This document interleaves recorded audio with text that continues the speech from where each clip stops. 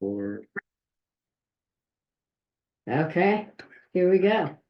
I call this meeting of the Quaker Valley Council of Governments Board of Directors on March 20th, 2024 at Swickley Public Library to order. Let's stand for those of you that are in the room. Let's stand for the Pledge of Allegiance. I pledge allegiance to the flag of the United States of America and to the republic for which it stands, one nation, under God, indivisible, with liberty and justice for all. Okay, Patrick, roll call. all right, Aleppo, Avalon, Bell Acres, Here. Bellevue, Here. Ben Avon. I see Tavia's here. Edgeworth, Emsworth. We just got Roberta in here too. Glen Osborne, Here. Glenfield, times two, Hayesville, Kilbuck, Here. Leet, Here. Leetsdale, Present. Sewickley, Here. and Sewickley Heights. Nate's not here. Score. How many members are here? Looks like 10. Okay, Hi, guys. This is Roberta from Avalon. I just joined in. I think I just missed roll call. We got you. Thanks, Roberta. we Thank have. you. it, Hi, Roberta. Tavia's here as well from Ben Avon. Thank you. Okay. Hey, I hope everybody has looked at the meeting minutes of February 21st, 2024. I'll take a motion to accept the minutes. I move accepted minutes. Is there a second? Second. Second. Any discussion about those minutes? Hearing none, signify by either raising your hand or saying aye, that the minutes will be. Aye. Aye. Okay, next on the agenda is approval of the February financial reports, unpaid bills, and payroll summary. I'll take a motion to approve. I'd like to make a motion to approve all the bills Barbara just. On and on. I'll Yes. take a second. I'm gonna ask Patrick to go over them during the discussion period. Sure. What's not reflected in these reports, but was sent out a couple weeks ago, were our dues for 2024. So again, you will see that reflected in March. These are always a month behind for the financial reports and bills. Other than that, status quo, not too much in the way of things we've spent this past month, but you'll see a huge uptick, I think, in our general account here, probably closer to 120 by next month. So really good shape, really happy where we're at. May I ask you, was it here that was in the president's report that there was $620 for advertisement? What was that? It was under the police committee. Yeah, so well, I don't know why I was with the police committee, but the advertisement cost, the last two advertisements were related to CDBG advertisements and Okay, GEDTF advertisements. So one for Sewickley, one for Sewickley Heights.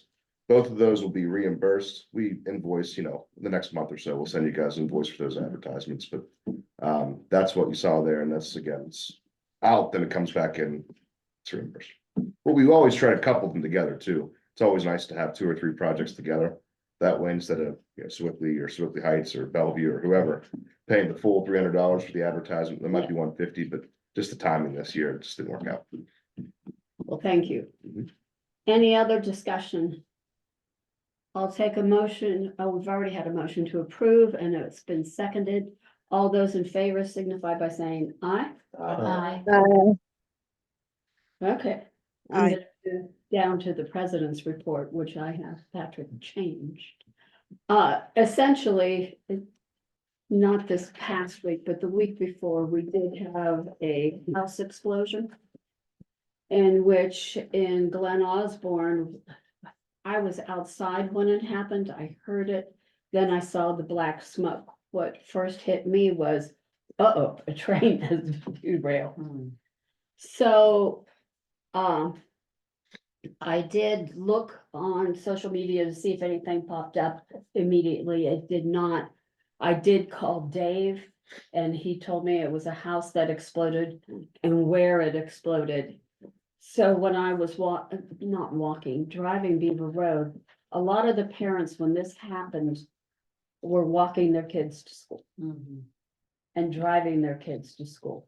And were worried about what happened and how it would affect the community. And I could give them, just a very brief outline because nobody knew quite what happened at that time. So that being said, and I was amazed that we didn't get red alert, just saying what had happened. At that point in time, I did not get it. I registered for it. But the other thing that happened was that my emergency manager of Glen Osborne was in the hospital. And for the emergency managers, I mean, it wasn't a situation that we needed to deal with on this side, but it could have been. And as always, I do think about, we're all volunteers. Well, most of us are volunteers. But with nobody in Glen Osborne to take emergency calls at this point in time, how do we do it and what do we do? And where are things, if I have to move people from the school into the school, do I have water in that school? Do I have, because it's a building that's designated as an emergency place. But where are the others? I don't know. I know this library is one.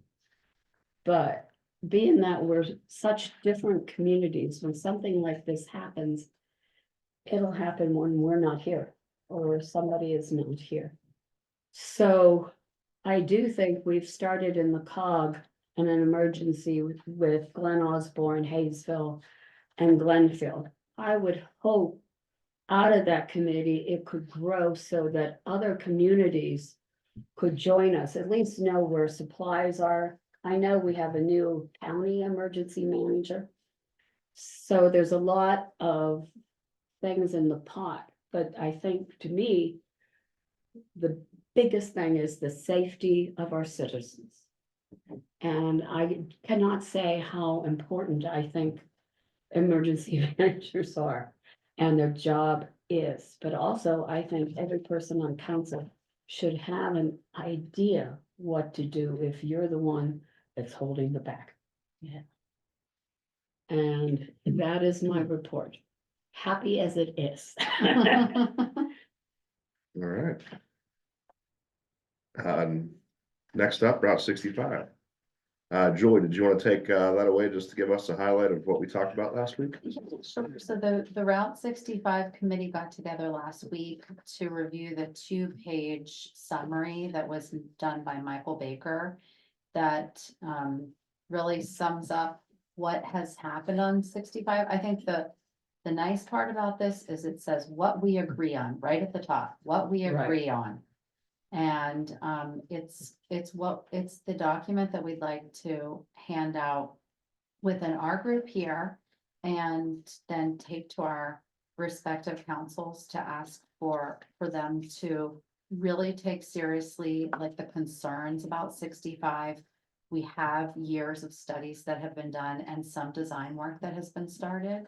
And we want to take it forward to the next step by getting more attention to what has been done from either state representatives, PennDOT, and we might even be able to get like infrastructure money for this if we do it in a timely manner.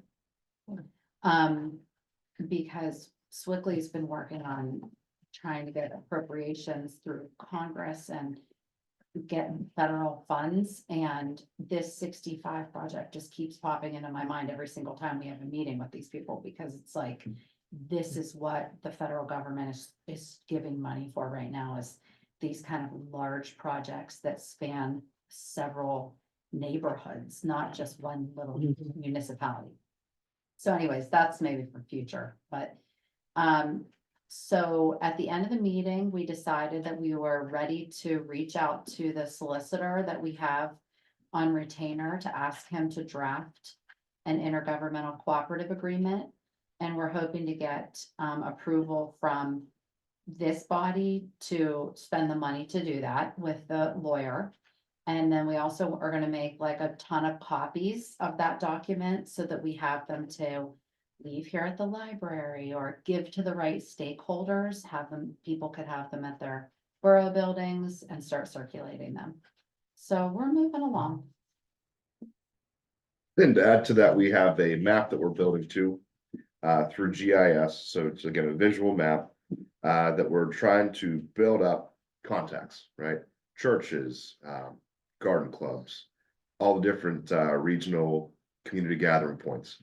And, that way, whenever the time comes, we can go to each one of our individual town board members and individual boards and councils as a whole and say, hey, if you guys are able, please reach out to these handful of businesses in your community, right? You can see the visual map and it has all the contact information and so forth. That way, whenever it comes time to get letters of support, to build interest, maybe have some volunteers, we have a little roster built up for each one of our towns. So Yeah, I'm sorry that I forgot to mention that, because that's gonna be really important. We need buy-in from a lot of different community members if we want to get some attention paid to the safety concerns on 65. And I think it is easy for us all to agree that 65 is a scary road. So we started to put together, our committee did, a list of who we thought were stakeholders in the community that would have like some influence, like we put the Swickley Library, we put garden clubs, we put the police chiefs or the various police chiefs. And so we definitely want more ideas from people in individual municipalities about who would care about 65 being safer that lives in your municipality. And then it was Patrick's great idea to plot it all on a GIS map so that we can even have more visual impact. Like these are the people who, and entities and groups that really care about making improvements. So we want to be like thinking out of the box, like business owners, even people who own franchises along 65, maybe some of the franchise owners, if they're local, and so that's been started, but we definitely want to like keep going with that. If you guys have any ideas about people or groups that we could add.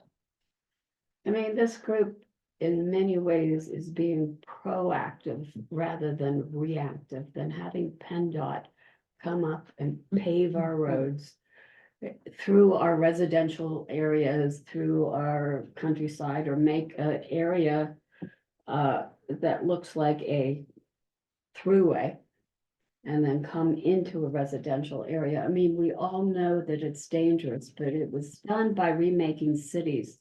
There's a huge report that the COG has on the website. It's really well done and it's very detailed.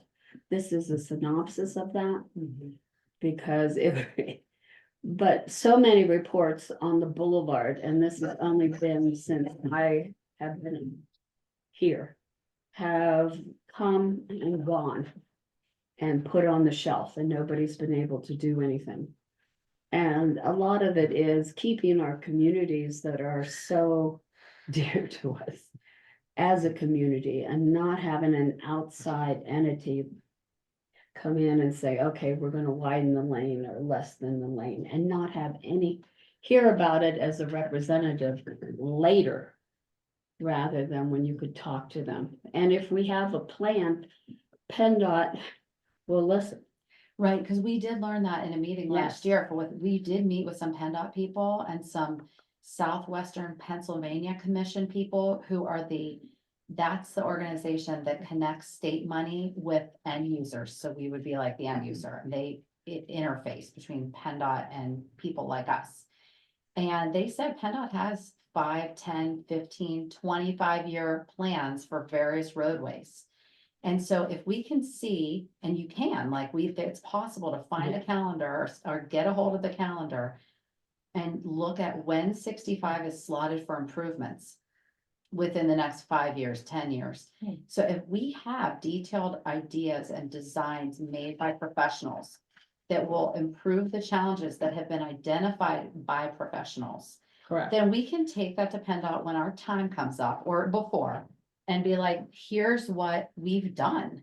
And they will be much more likely, is what we've heard, to incorporate those designs into what they do when it's like time for 65 to get improvements.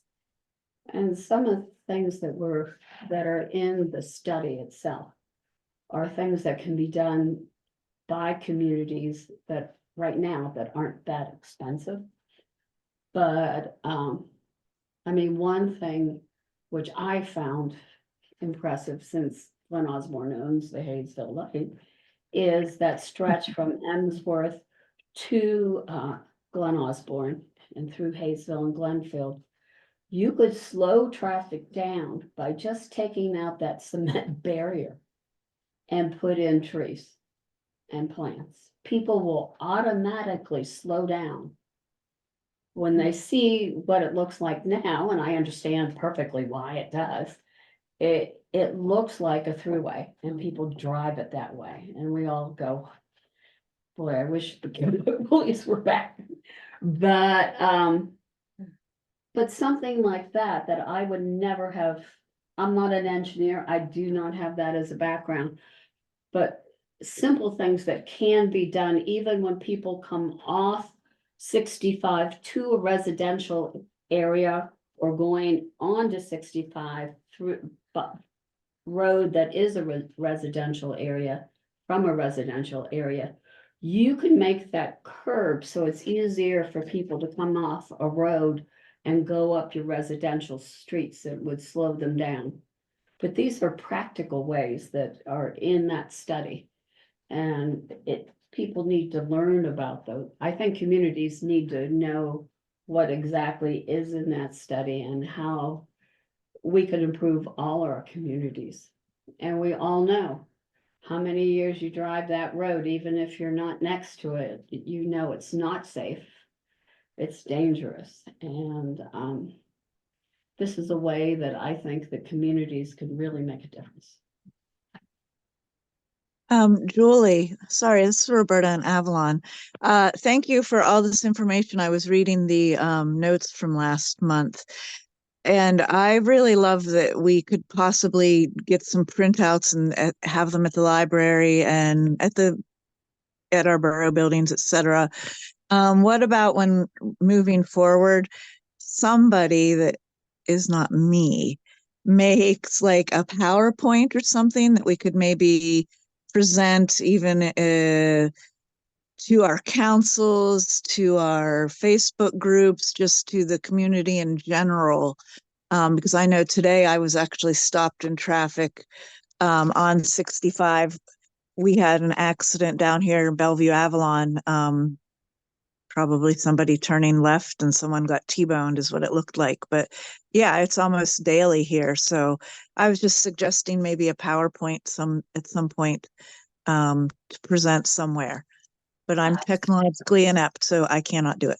That's all. Okay, so the next step is for us to get in, well, I guess our solicitor was on vacation, so we don't, unfortunately tonight, we do not have a quote on how much it would cost for us to do the initial draft of the governmental agreement, the intergovernmental agreement, but our next step would be to get a draft of that, bring it into these meetings here and discuss, the contents of that draft and polish it, get it ready and address any questions in here with the COG delegates to make sure that we are all versed enough in the history of what's happened so that those people can go back to their councils and sort of be a spokesperson for this effort.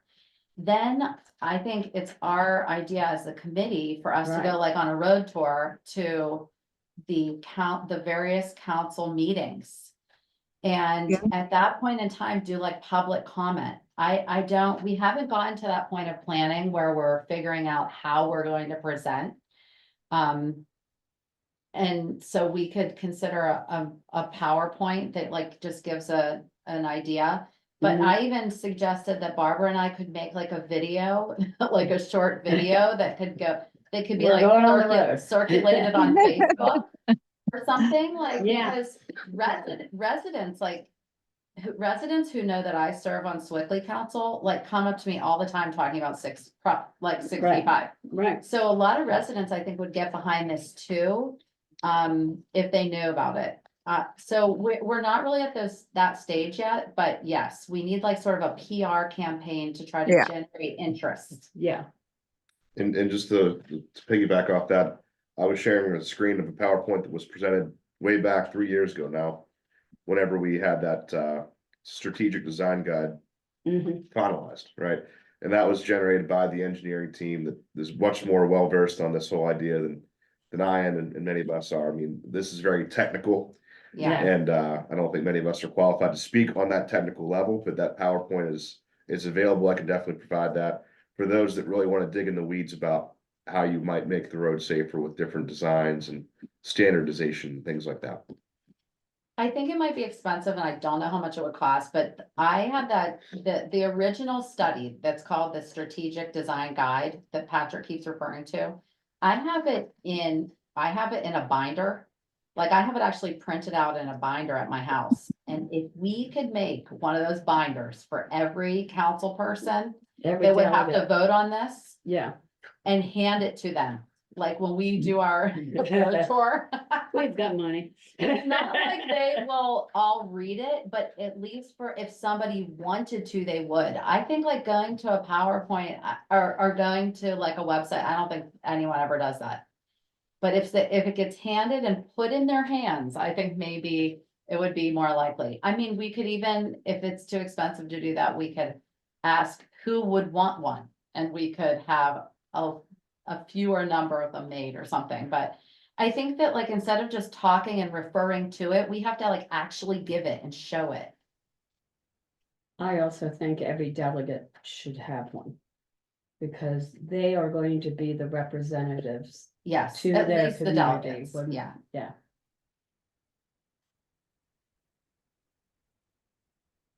Any other closing thoughts on 65 before we go on to the grant status report? Wait, not grant status. Keeps getting bigger, keeps getting bigger. That's good. Yes, it is.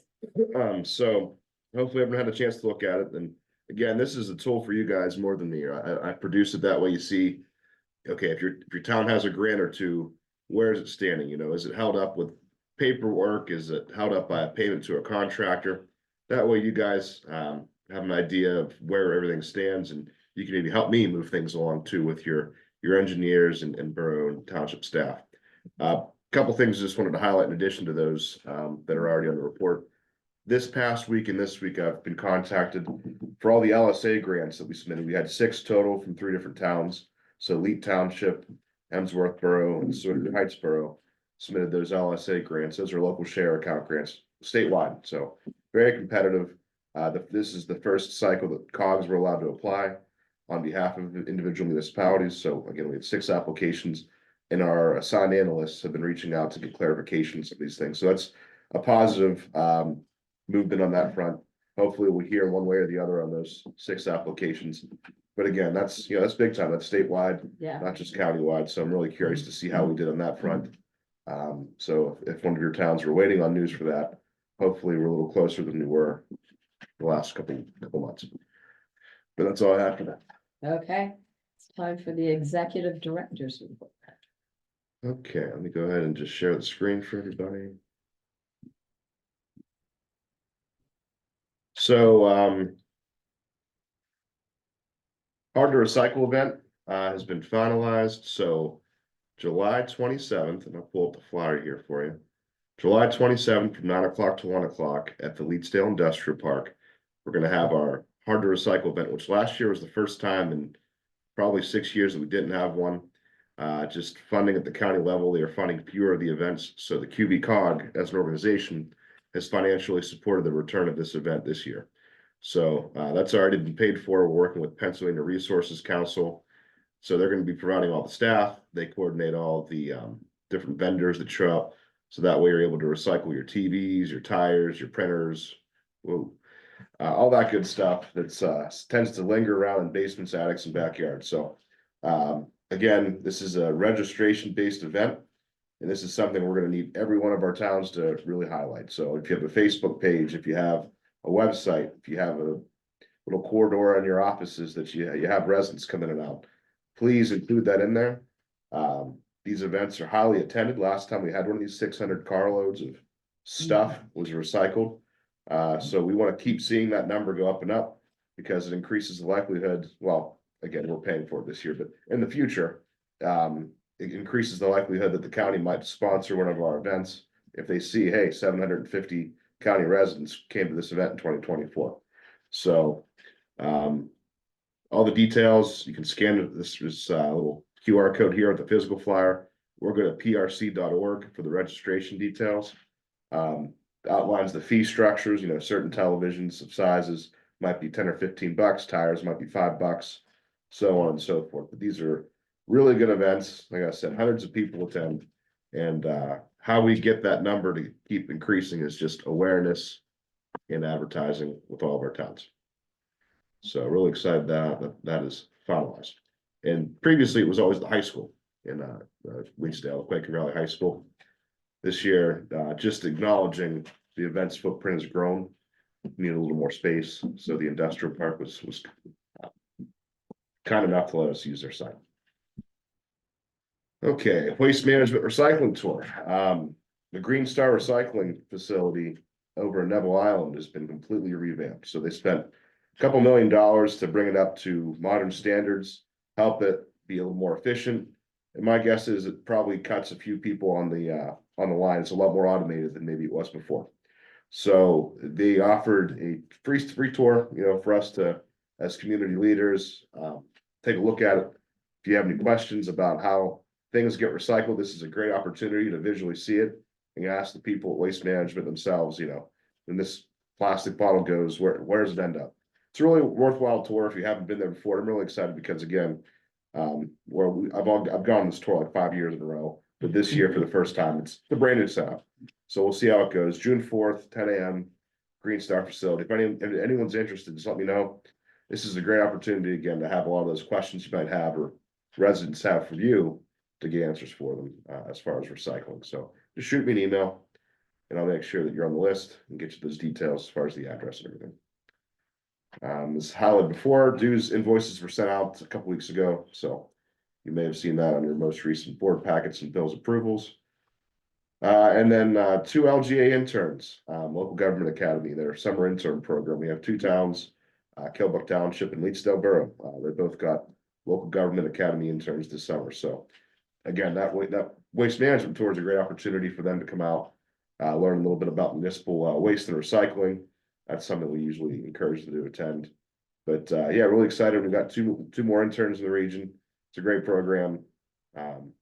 So if anyone's ever interested, next year I can definitely speak to you and maybe see if there's something we can get you lined up and apply for an intern. Any questions on that report? No? No, thank you. Okay, new business. None. I noticed by the agenda. Anybody, okay, we'll move on to old business. Anybody with old business? Nope. Okay. Concerns by delegates. I could go one by one, or if anyone has something they want to bring to the group, we can just Good try. do that.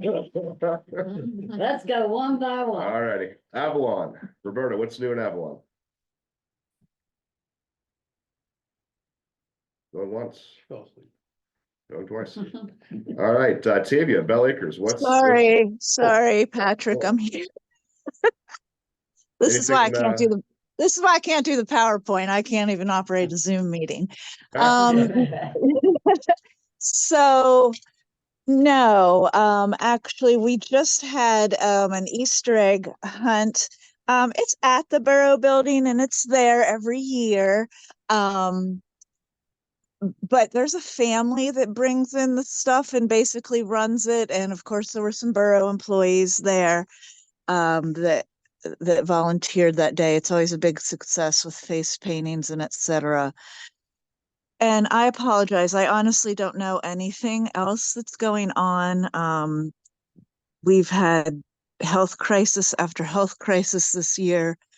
And we just had to bury my mother-in-law, and I'm just now, last night, went to our meeting, our full council meeting, and then this meeting. And really, it's the first 2 days I've kind of been back into real life, as you'll have it. I've just been dealing with family stuff for like the last 6 weeks. So I don't know anything, and I'm just kind of glad to be back in the swing of things. Glad to have you, Roberta. Thank you. All right, Tavia, what's new? I don't think we have anything this month. All right, no news is good news, right? All right, Yep. Dan, what about Bellevue? Yeah, so like I had talked to you, Barbara and Julie the other day, just getting up to speed with our new borough manager, Jim Kelly, trying to get him going as far as crossing all the T's, dotting all the I's, because he's got some big shoes to fill with Cindy leaving. But so far so good. And no complaints there. And other than that, we're working on our next phases of streetscape, which is getting off the ground finally after months and months and months of going back and forth with people. And other than that, I think it's kind of just status quo right now. Very good. Yeah, it's the streetscape projects, CDBG project that predates me, predates Jim. It's like one of those things that's been in limbo for almost a decade. So Oh yeah. as Dan said, it's the finish line's in sight, and by finish line I mean the starting point. That way we can get this project started. $600,000 in funds to revitalize giant chunk Yeah. the borough there with some streetlights and improvements. So really excited to get that started. All right, so we have a new member here, Mulchin. Is going to be our new delegate, Ben Abbott, or sorry, I say Ben Abbott, Bell Acres.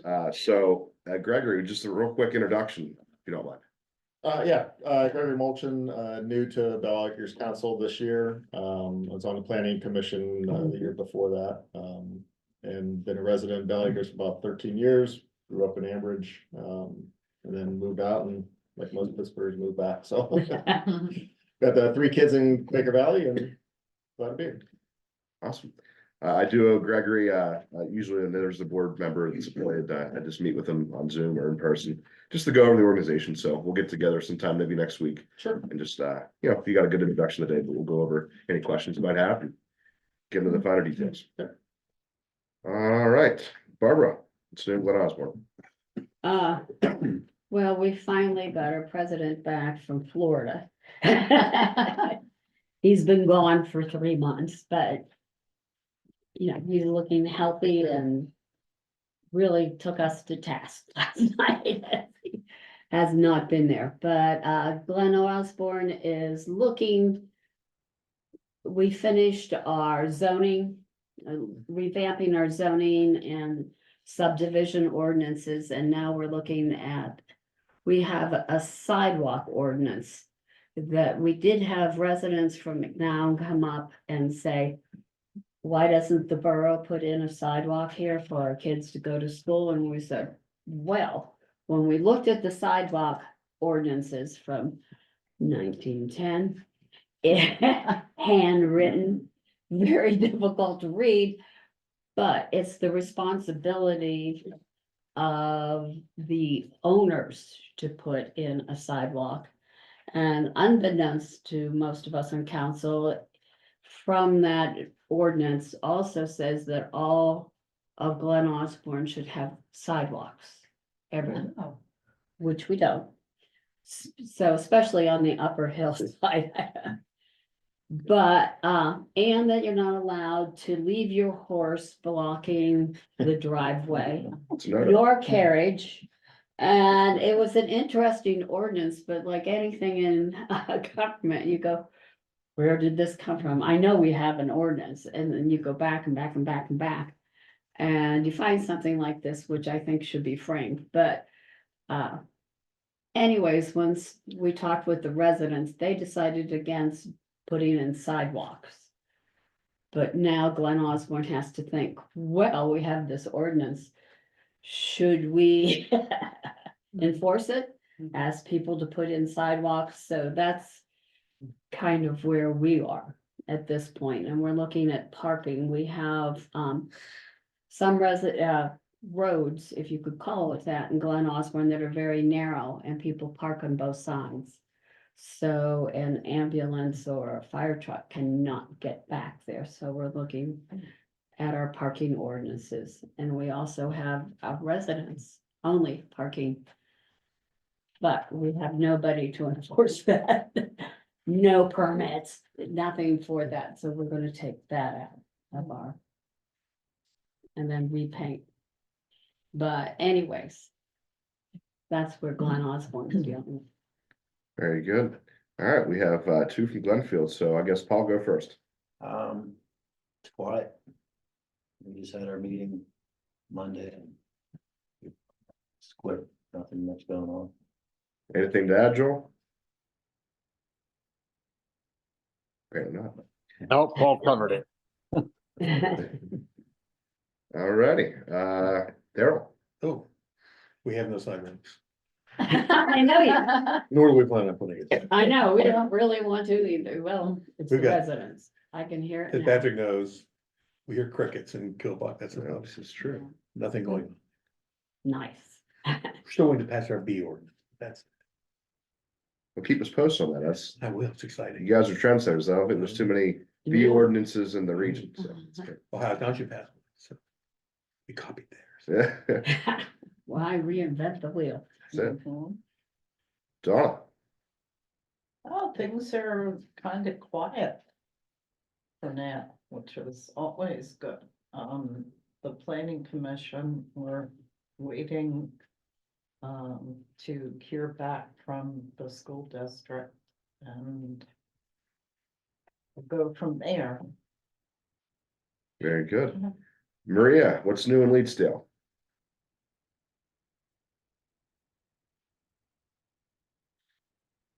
Well, I have myself muted. Sorry about that. Thank you. Thank you for introducing me, Patrick. My little one doesn't interrupt me. He is a little bit under the weather, so sorry, I have to stay here and not put my camera on. But yeah, we actually have quite a few developments here in Leedsdale. So first of all, regretfully, I would like to inform the body that Beth Carroll, who was our council delegate, will no longer be continuing in this role. She's actually, she intends to vacate her position in council. So we really miss her contribution and hope to work with her at some different capacity that would benefit, where she is right now. But there will be maybe another representative from Leedsdale coming next meeting. I will let you know how this goes and who will step up to fill her big shoes. So, but she's good. She's gonna do something else going forward. So just stepping off, she's stepping off from council as a whole. That's what I'm saying. So that's a big change. And but as far as the borough, I wanted to thank Patrick very much for giving us a letter of general support for a DCNR grant that we are doing. I am submitting this grant on behalf of the borough to hopefully close the funding gap to rehabilitate playgrounds at Henley Park. We're also very fortunate to receive letters of general support from the library and from the YMCA. I would like to ask everybody who's a member of any community group in the area who is using Henley Park and Leedsdale in particular over the summer when the splash pad is operational. It's a wonderful spot and we have everybody from all over Quaker Valley and beyond comes to enjoy it. If you were to consider giving us a letter of general support towards rehabilitation of our playgrounds so that they are, basically they are fit the 21st century and support this great opportunity for water recreation for the whole community. We would really appreciate that. So that's a development over there. Our upcoming events include tree planting. We have received the grant from Tree Vitalize to plant 24 trees around the borough and on Coalmire Park. This event is taking place on Saturday, March 23rd, which is this upcoming Saturday. Looks to be a very good event. Lots of people have RSVP'd. We're expecting our elected representatives to come as well. If you have a family member or you yourself would like to participate, everybody's cordially invited. Groups are invited. and in particular, people who are looking to submit volunteer hours, verified volunteer hours for any kind of volunteer certification programs, I'll be happy to sign off on any participation sheets for that. And then next day on March 24th, we have an Easter egg hunt also on Henley Park, presented by our Park and Recreation Board, which is also looks to be a very fun event.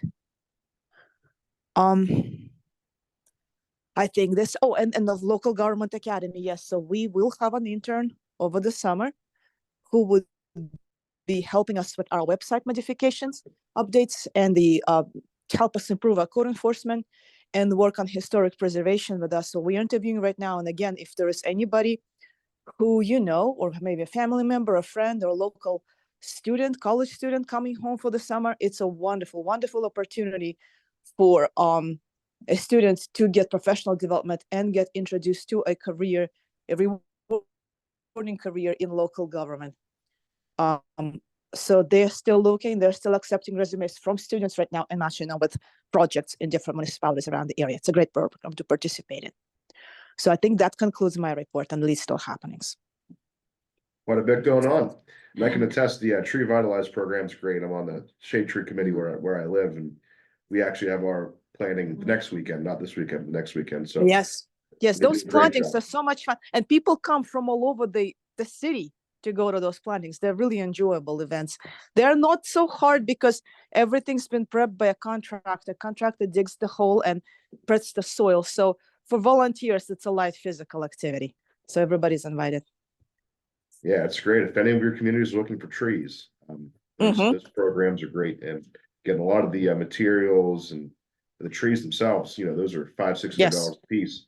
They're provided at no cost. So, and the foresters help us select trees that best fit the area, that are sidewalk friendly, resilient in urban environments. So we had a very successful planning last year, and we're looking to repeat this success this year. Very good. Julie, what's new? Well, we're continuing to do grant seeking for various projects in Sewickley, and so we just went out to bid on a redesign of the grassy area in front of the Lindsay Theater. So I think that will happen this year, that we'll see some hardscaping and landscaping in that area. We also are about to open a brand new T-ball field in War Memorial Park.